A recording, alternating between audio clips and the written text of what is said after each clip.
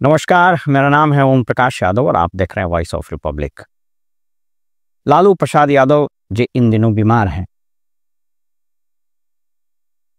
ईद के दूसरे दिन उनकी तबीयत अचानक खराब हुई और पटना के एक प्राइवेट हॉस्पिटल में उनको इलाज के लिए लाया गया और बेहतर इलाज के लिए फिर उसी दिन उनको दिल्ली ले जाया गया और जो मीडिया में खबरें हैं उसके हिसाब से उनको एम्स दिल्ली में भर्ती कराया गया है और वो स्वास्थ्य लाभ ले रहे हैं। उनकी हालत अब स्थिर बताई गई है। बताते चलें कि लालू प्रसाद यादव जी कई गंभीर बीमारियों से ग्रस्त हैं। हाल में ही सिंगापुर में उनका किडनी ट्रांसप्लांट हुआ है। वे ब्लड शुगर, हार्ट का भी उनका ऑपरेशन हुआ है और 1948 में जन्म लिया, इसलिए उस हिसाब से यदि जो इंफॉर्मेशन अवेलेबल है उस हिसाब से तो 1948 में जन्म लेने के कैलकुलेशन को अगर आप जोड़ें तो उनकी आयु 77 साल 78 साल होने वाली है। लालू जी के बीमारी के बाद हॉस्पिटल में उनको देखने के लिए भीड़ उमड़ गई, उनके घर पर भी भीड़ उमड़ गई। मैं उनके स्वास्थ्य लाभ की कामना करता हूं, वो जल्दी स्वस्थ हों, वे शतायु हों, ईश्वर से मेरी कामना है। आज मैं लालू प्रसाद यादव के उस व्यक्तित्व की चर्चा करूंगा जिस पर अनायास आज की तारीख में मेन मीडिया चर्चा नहीं करता है। इस बात से आज कोई इनकार नहीं करेगा कि लालू प्रसाद यादव जी बीमार होने के बावजूद उनको सजा हो गई चारा घोटाले में, उसके बाद उनकी मेमोरी चली गई। जो आरपी एक्ट में कानून है उस हिसाब से वे सजा पूरा करने के 6 साल बाद तक चुनाव नहीं लड़ सकते हैं। उम्र के इस पड़ाव में अब उनकी सजा कब पूरी होगी, वो चुनाव लड़ेंगे, इसमें गंभीर संशय है। इसलिए बोलचाल की भाषा में लोग आप कहते हैं कि लालू जी के संसदीय जीवन का अब अंत हो चुका है। प्रश्न ये नहीं है कि लालू जी का संसदीय जीवन का अंत हो गया। प्रश्न ये है कि जिस मुकाम पर लालू प्रसाद खड़े हैं उस मुकाम पर भी उनके साथ इतना बड़ा जनमानस क्यों खड़ा रहता है। उनके साथ के अधिकांश नेता चले गए। मैं कुछ नामों को बताता हूं और आपको यह बताने की कोशिश करता हूं कि जब राजनीति से किसी नेता के नेपथ्य में चले जाने की घटना होती है तो उनकी लोकप्रियता, उनका जन समर्थन, उसके लिए लोगों का कनेक्शन वो धीरे धीरे धूमिल होता जाता है और कुछ दिन के बाद वो अदृश्य हो जाता है। किसी ने सही ही कहा है कि राजनीति और फिल्मों में एक समानता होती है कि एक्टर को और पॉलिटिशियन को इस बात का पता 5-10 साल के बाद चलता है कि वे इरेलीवेंट हो गए। लालू जी में ऐसी क्या खासियत है कि राजनीति के इस ध्रुव तारे को कितनी बार परीक्षा देनी पड़ी, इलेक्टोरल पॉलिटिक्स से ये बाहर हो गए, स्वास्थ्य की गंभीर चुनौती है, पार्टी कई एक वर्षों से पावर में नहीं है, उसके बावजूद लोगों का जुड़ाव, जन समर्थन क्यों है। मैंने अक्सर देखा है, ईद हो, होली हो, दीपावली हो, दशहरा हो, छठ हो, उनका जन्मदिन, इतनी बड़ी संख्या में भीड़ उनके पटना स्थित 10 सर्कुलर रोड आवास पर लगती है कि कदाचित उससे कई एक एक्टिव पॉलिटिशियन को ईर्ष्या भी होती होगी। एक और तलब है कि 10 सर्कुलर रोड पटना में जो आवास है राबड़ी जी का, जिसमें लालू जी रहते हैं, उसी के बगल में मुख्यमंत्री का आवास भी है। एक अन्य मार्ग 7 सर्कुलर रोड, जहां हम अगर मगही भाषा में बोलें तो लोग मक्खी मारने नहीं जाता है, जबकि वो सत्ता के शीर्ष पर विगत 20 वर्षों से है। ये कौन सी ताकत है, ये उनके व्यक्तित्व में कौन सी आभा है, कौन सा आकर्षण है, कौन सा वो तत्व है जो उनको इलेक्टोरल पॉलिटिक्स से हटा दिए जाने के बाद भी लोगों से जोड़े हुए हैं।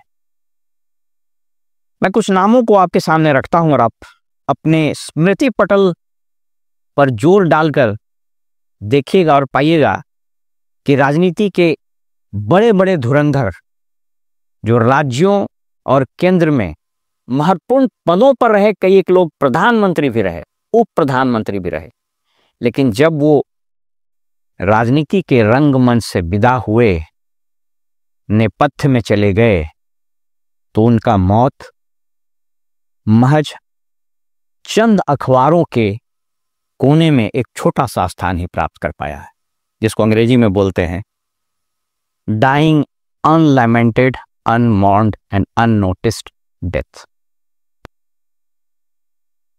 मैं शुरू करता हूं अटल बिहारी वाजपेयी जी से। जब उनको राजनीति से विदा किया गया या वो स्वयं विदा हुए, उनकी याददाश्त चली गई, घुटने की बीमारी, उनका ट्रांसप्लांट हुआ था, कि नी ट्रांसप्लांट हुआ, उसके बाद भी वो ठीक नहीं हो पाए और वर्षों तक एकाकी जीवन,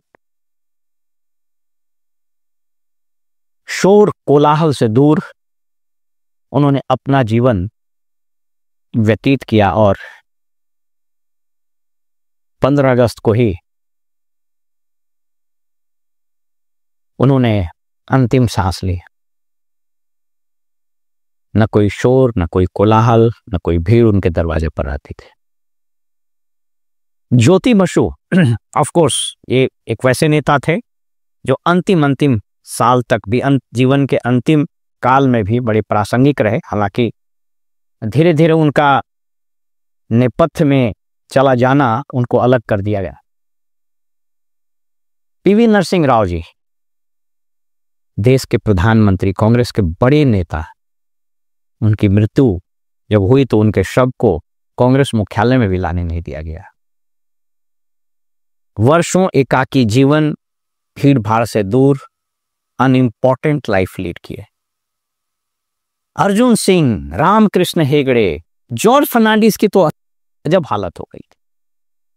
उनके जो शिष्य हैं नीतीश कुमार, देखने तक नहीं गए और बड़े, जिसको बोलते हैं ना, बड़े बेआबरू होकर तेरे कूचे से हम निकले। उनको एक अदद एमपी का सीट नहीं मिला। वो जॉर्ज फर्नांडिस जिसकी एक आवाज से संसद से सड़क नाद से गूंज जाता था, वो जॉर्ज फर्नांडिस जो जब संसद या सड़क में खड़ा होकर बोलता था तो सरकार की चूल्हे हिला देता था, उस जॉर्ज फर्नांडिस की मृत्यु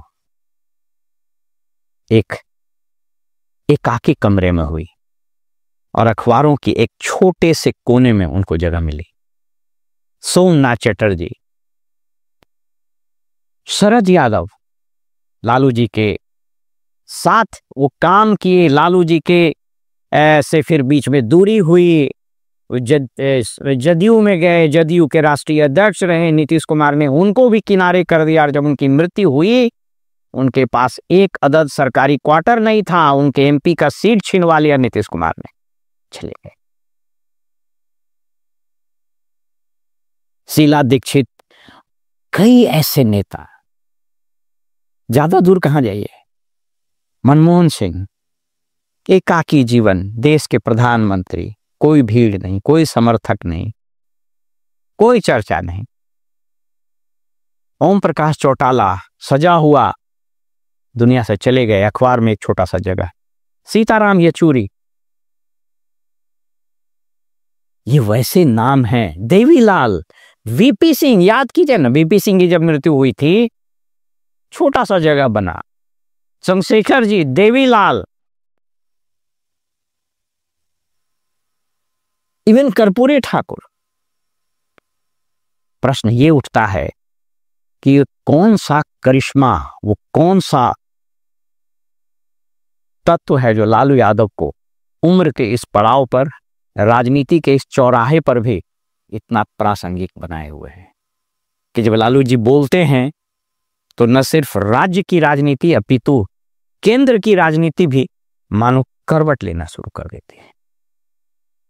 11 जून 48 को गोपालगंज के एक छोटे से गांव में जन्म लेने वाला व्यक्ति कैसे गुर्बत से उठा और कैसे फिर छात्र जीवन में प्रवेश किया। 73 में राबड़ी देवी से शादी हुई, 9 बच्चे हैं, 2 पुत्र 7 बेटियां, ये सब आप लोग जानते हैं। 1970 में पटना यूनिवर्सिटी में स्टूडेंट यूनियन के महासचिव के रूप में छात्र राजनीति में प्रवेश किया और देखते देखते 1973 में पटना यूनिवर्सिटी यूनियन के स्टूडेंट के अध्यक्ष भी बन गए। इनके जीवन में 1974 वर्ष बड़ा महत्वपूर्ण था, जब जयप्रकाश जी के संपूर्ण क्रांति में ये शरीक होते हैं और उसके बाद मानो लालू जी के व्यक्तित्व, इनके कृतित्व, इनके राजनीतिक जीवन में पंख लग गए। 1977 में लोकसभा से छपरा से चुने गए और उसके बाद इन्होंने कभी पीछे मुड़कर नहीं देखा। मात्र 29 साल की उम्र थी जब वो सांसद बने थे।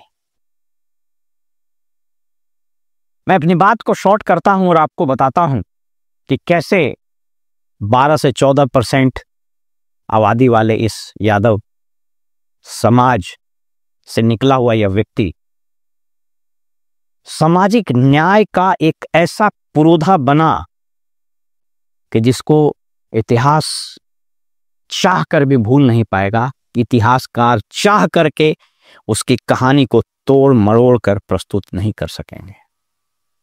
वो इसलिए नहीं कि इतिहासकार इनके पक्ष में नहीं होंगे, बल्कि इसलिए कि लालू प्रसाद यादव की जीवनी, लालू प्रसाद यादव का संघर्ष, लालू प्रसाद यादव का कृतित्व उन लोगों के हृदय में पैवस्त कर चुका है जिसको हम समाज का अभिवंचित वर्ग कहते हैं। ये बात अलग है कि गवर्नेंस के फ्रंट पर जब 90 में वो मुख्यमंत्री बने तो उन्होंने एक नई पारी की शुरुआत की। पहली बार लोगों ने पाया कि उसके बीच से उठा हुआ एक व्यक्ति मुख्यमंत्री की कुर्सी पर जा बैठा है। मुख्यमंत्री के बनने के बाद भी वर्षों तक वो पटना के वेटनरी कॉलेज के चपरासी क्वार्टर से शासन चलाए। 95 में अपार बहुमत मिला और उसके बाद की कहानी आप जानते हैं। चारा घोटाला एक ऐसा अध्याय था जिसने लालू जी के जीवन को एक नई दिशा दे दी। आज चारा घोटाले के बारे में अलग अलग परतें खुल रही है। स्वयं इस मामले की जांच करने वाले आईपीएस अधिकारी भी अपनी किताब में ये लिखते हैं कि लालू प्रसाद यादव जी को फंसाया गया। मुझको याद है कि मैं उन दिनों जमशेदपुर जिले में पोस्टेड था और 27 जनवरी अगर मुझे ठीक से याद हो तो 27 जनवरी 1996 को चाईबासा से एक खबर आई कि वहां ट्रेजरी में निकासी में कुछ गड़बड़ी हुई है। मैं चारा घोटाले की कहानी को आपके स्क्रीन पर उसके पूरे सीक्वेंस ऑफ इवेंट को आपको दिखा देता हूं, लेकिन मेरा उद्देश्य उन सीक्वेंस ऑफ इवेंट को बताना नहीं है। मेरा बताना यह है कि कैसे कोई शख्स जब एक बार उनके पार्टी का स्ट्रेंथ घट करके मात्र 22 विधायक का हो गया 2009 में, उसके बावजूद यह शख्स आज तक भारतीय राजनीति में रेलेवेंट है और कदाचित जीवन के अंतिम पड़ाव, अंतिम सांस तक यह व्यक्ति लोगों के दिलों पर राज करेगा।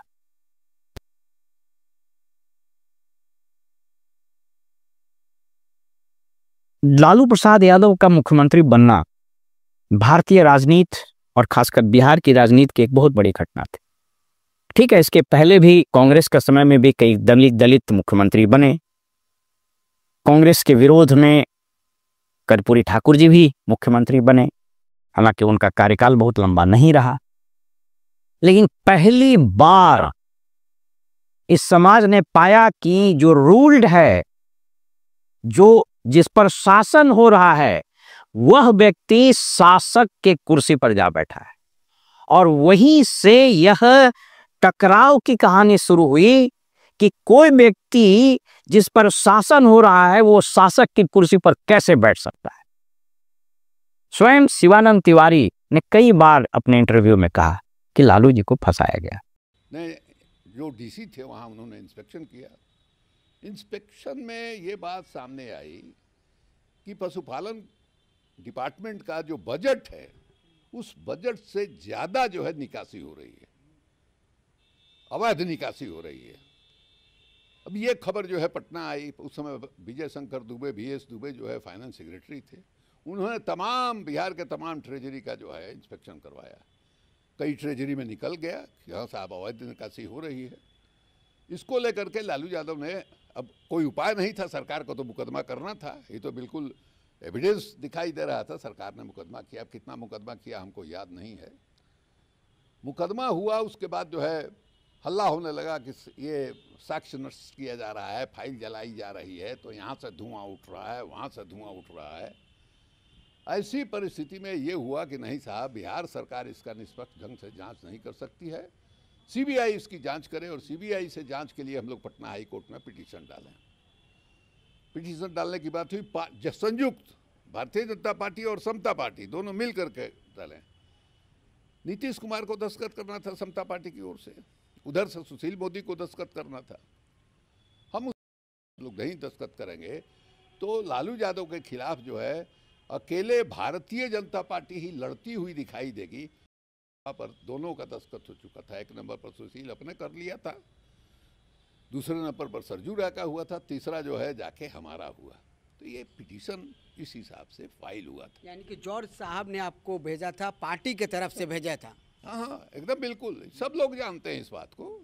इस बात को सुशील मोदी भी जानते। समता पार्टी के लोग थे, ललन सिंह थे एक नंबर पर पिटिशनर, बिशन पटेल थे और एक रीझा माझी थे हम लोगों के। अब लालू जी ने क्या किया कि वो चले गए सुप्रीम कोर्ट। उनको चंद्रशेखर जी ने मना किया था कि आप मत जाइए, चले गए सुप्रीम। जरा सीक्वेंस ऑफ इवेंट को आप देखिएगा तो आपको लगेगा कि कितना फास्ट चीजें बढ़ा। जब चाईबासा ट्रेजरी से खबर आई कि अलॉटमेंट से ज्यादा राशि निकाली जाती है, उसके बाद ये जो पूरा तंत्र था वो सब लगा हुआ था। लालू जी की एक समस्या ये रही, प्रशासनिक समस्या कहें, कि वे किसी पर बहुत जरूरत से ज्यादा विश्वास करने लगे। फाइलों को खुद से नहीं पढ़ना, प्रशासनिक निर्णय खास करके सेक्रेटेरियल प्रोसेस में खुद को इन्वॉल्व नहीं करना, संचिकाओं को ठीक से नहीं पढ़ना, कागजों को ठीक से नहीं पढ़ना, ये उनको लेके डूब गया। मैंने उनको बहुत नजदीक से देखा है। इस घटना से उन तमाम नेताओं को, खास करके जो मंत्री बनते हैं, उनको सबक लेना होगा। मैंने एक बार कहा था कि किसी भी पॉलिटिशियन को जो मंत्री बनता है उसके 3 आयाम होने चाहिए उसके व्यक्तित्व के। पहला, जब वो मिनिस्टर हो और चैम्बर में बैठकर निर्णय ले, फाइल पर दस्तखत करे, मीटिंग कंडक्ट करे, he should behave like he should have the knowledge of A bureaucrat. जब वो किसी राजकीय समारोह में हो, अंतर्राष्ट्रीय मंचों पर हो, राष्ट्रीय मंच पर हो, तो he should behave like a typical statesman. वहां वो देश और राष्ट्र की बात करे, और जब वो फील्ड में हो, पार्टी के कार्यक्रमों में हो, चुनावी यात्राओं में हो, तो he should behave like a politician. कोई भी राजनेता इन तीनों आयाम के बगैर एक सफल राजनेता, एक सफल मंत्री नहीं हो सकता। लालू जी यहीं चूक गए। स्टेट्समैन का अभाव रहा, शानदार पॉलिटिशियन थे लेकिन ब्यूरोक्रेट के रूप में असफल रहे, और यही उनके पशुपालन घोटाले में फंसने का कारण। आप सोच करके देखिए, ट्रेजरी से विड्रॉल हो रहा था, मोडस ऑपरेंडाई ये था कि उस वक्त न इंटरनेट था न डिजिटल प्लेटफॉर्म था, तो जो अलॉटमेंट्स निकलते थे उसमें हेरा फेरी करके ट्रेजरी ऑफिस में, और उसमें सब लोग मिले हुए थे, पशुपालन अधिकारी, ट्रेजरी ऑफिसर और कई जिले के कलेक्टर, जो कि कलेक्टर का मुख्य काम रहता है ट्रेजरी को मॉनिटर करना। तो उस अलॉटमेंट लेटर में हेरा फेरी करके अधिक राशि का निकासी होना शुरू हुआ। ये बीमारी धीरे धीरे अन्य जिलों में फैली, चाईबासा, दुमका, जमशेदपुर, गिरिडीह, ज्यादातर झारखंड में क्यों हुआ, इस बात को अगर कोई समझना चाहे तो ये समझे कि चूंकि झारखंड भौगोलिक रूप से पटना से बहुत दूर था और राजनीतिक रूप से उतना जागृत नहीं था, लोग इतने बहुत कॉन्शियस नहीं थे, तो राजधानी से दूर होने के कारण ही वहां सारे घोटाले हुए। और जब विड्रॉल शुरू हुआ तो धीरे धीरे धीरे धीरे धीरे धीरे धीरे उसका मैग्नीट्यूड बहुत बढ़ गया, इतना बढ़ गया कि फिर सरकार के लेवल पर पता चला कि जितना बजटरी एलोकेशन उससे ज्यादा विड्रॉल हो रहा। पटना हाईकोर्ट पहुंचा, मैंने उस पर विजिलेंस की जांच हालांकि लालू जी ने की थी, लेकिन वो पूरी कहानी रची गई थी। कैसे पिटीशन दिया गया हाईकोर्ट में, हाईकोर्ट ने सीबीआई के जांच के आदेश दिए। लालू जी उस वक्त इसके विरुद्ध सुप्रीम कोर्ट चले गए। सुप्रीम कोर्ट ने एक स्टेप और बढ़कर यह आदेश दे दिया कि न सिर्फ सीबीआई की जांच होगी बल्कि हाईकोर्ट मॉनिटर्ड सीबीआई की जांच होगी। 30 जुलाई 97 को लालू जी एक बड़े ही नाटकीय अंदाज से, बड़े ही माने उनका अनोखा अंदाज, और उन्होंने सीबीआई अदालत में समर्पण किया। ये देश की राजनीति, इस देश के प्रशासनिक हिस्ट्री में पहली ऐसी घटना थी कि यूएन विश्वास जो ज्वाइंट डायरेक्टर इसकी जांच कर रहे थे, जो बाद में तृणमूल कांग्रेस में शामिल हुए और मिनिस्टर भी हुए, वो पटना के ही कोल इंडिया गेस्ट हाउस में रहते थे, जो बोरिंग रोड चौराहे के आसपास है। भागवत जहाजात का मकान है, उसी में गेस्ट हाउस था, उसी में रहते थे। उसने सेना बुलवा ली। अब सोच करके देखिए कि ये क्या था। तो ये जो पूरा तंत्र था, ये पूरा वर्ग था, ये पूरा जो एक माइंडसेट का गेम था कि जो लोग वर्षों से, सदियों से सत्ता में रहे, समाज के शीर्ष पर मठाधीश थे, उनको ये विश्वास ही नहीं, उनको ये पच ही नहीं रहा था कि कोई व्यक्ति जमीन से उठ करके मुख्यमंत्री कैसे बन जाता है। एक बार, मैं किसी का नाम नहीं लूंगा, एक सामाजिक समारोह में मैं बैठा हुआ था, कुछ जजों से अनौपचारिक बात हो रही थी। एक व्यक्ति ने बताया कि जब ये फैसला हुआ तो एक जज साहब ने कहा कि हमने अपने कुल में पैदा होने का आज धर्म निभा दिया है। बहरहाल वो सब चीजें आ रही है। जोगिंदर सिंह जो उस वक्त के डायरेक्टर थे, उनके फिर बाद में रिटायरमेंट के बाद बयान आने शुरू हुए।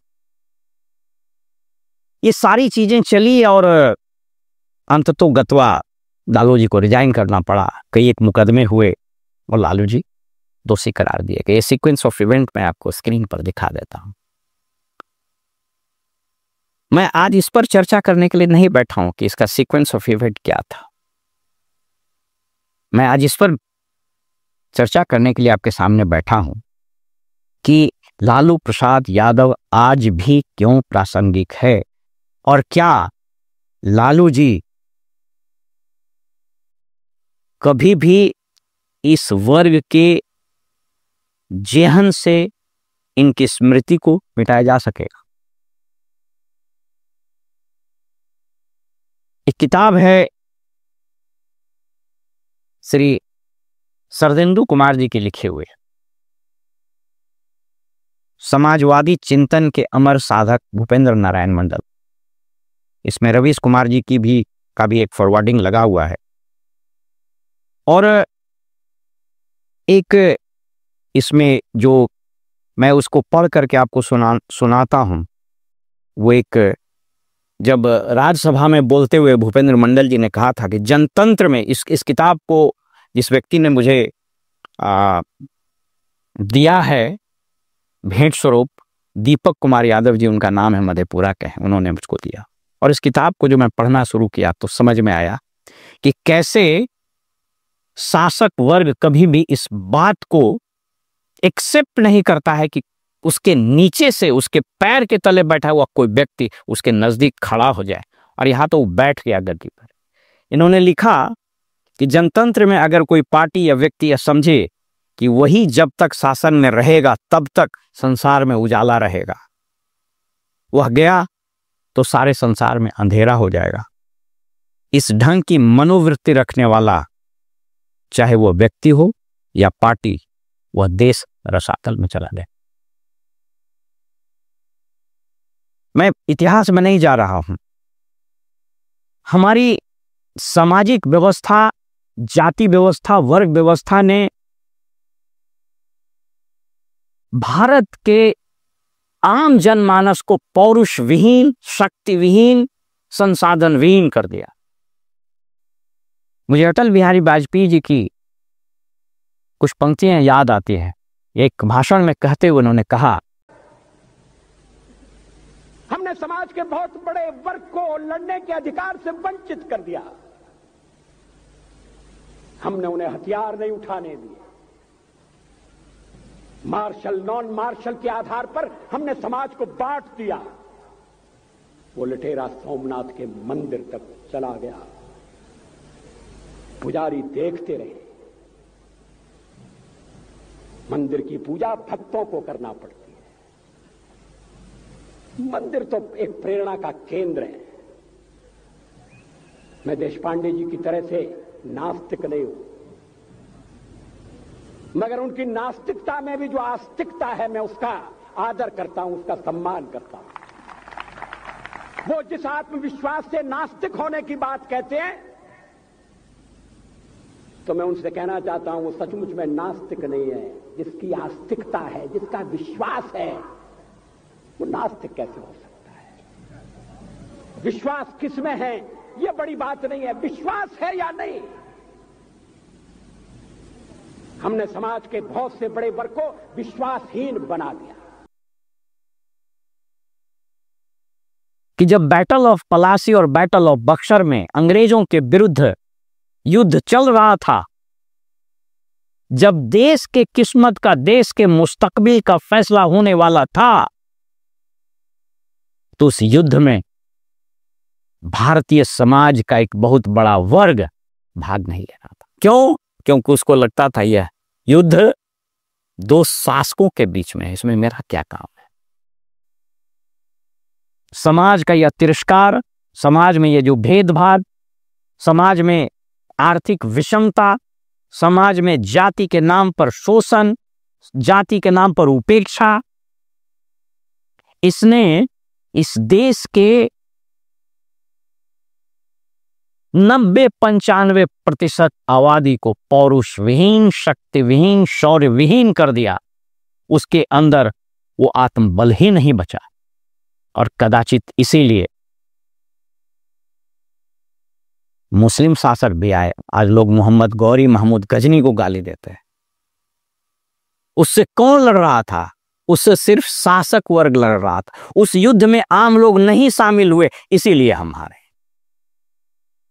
वो तो भला हो जब गांधी जी आए और उन्होंने पूरे राष्ट्रीय स्तर पर लोगों को जगाया, और जब जनमानस लगा तब वो हुआ। लेकिन आजादी के बाद फिर जो सरकारें बनी, नेहरू से लेके आगे तक, उसने इस संबंध में कोई बहुत बड़ा काम नहीं किया है। इवन सोशलिस्ट आंदोलनों में कुछ इक्के दुक्के जो लीडर निकले, वो बहुत बड़ा परिवर्तन नहीं कर सके, चाहे वो लोहिया हो चाहे और कोई हो।